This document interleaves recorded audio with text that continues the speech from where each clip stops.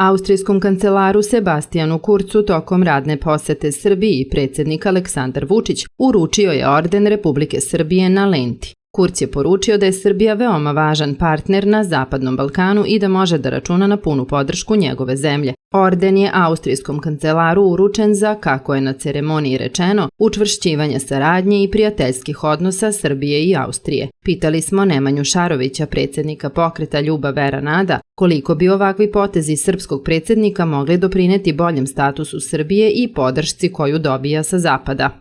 Pa evo, već se 21 godinu povlače takvi potezi. Ja ću podsjetiti da od 5. oktobra 2000. godine mi imamo proevropske režime na vlasti. Oni su prvo one presude koje su bile protiv čelnika NATO pakta, koji su bombardovali Srbiju, a koje su bile pravosnažne, oni su to poništili, dodvoravali su se svakom srpskom neprijatelju koji je ovde dolazio.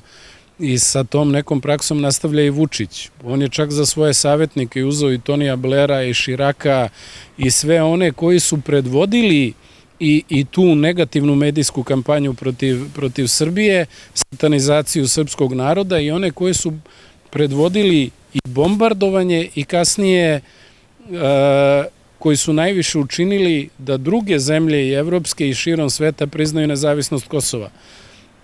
Ja ne vidim koji je to prijateljski potez Sebastijana Kurca. Ja sam i na Twitteru zapitao da nije možda Kurc povukao priznanje nezavisnosti Kosova i Metohije.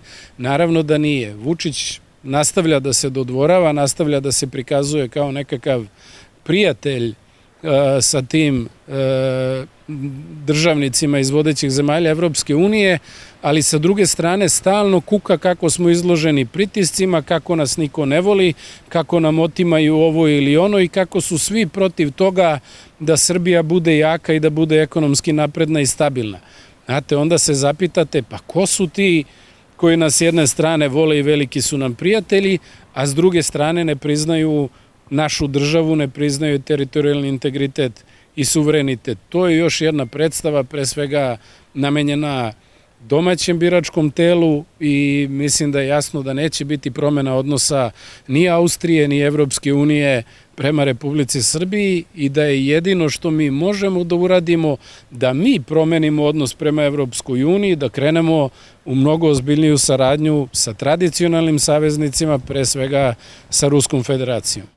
Predsjednik Srbije Aleksandar Vučić izjavio je prilikom dodele ordena Republike Srbije na lenti austrijskom kancelaru Sebastijanu Kurcu da u evrointegracijama i u buduće očekuje podršku Austrije, koja je, kako je rekao, radila da se taj proces ubrza i istakao da je Srbija srećna što u uslovima nesigurnosti izazvane i pandemijom koronavirusa uvek može da računa na prijatelje kakva je Austrija. Komentarišući ovaj potez predsjednika države, Nemanja Šarović je ocenio da je u pitanju predstava namenjena domaćem biračkom telu, a da Evropska unija neće promeniti svoj odnos prema Srbiji, koja prema Šarovićevom mišljenju treba da se okrene saradnji sa tradicionalnim saveznicima kao što je Ruska federacija.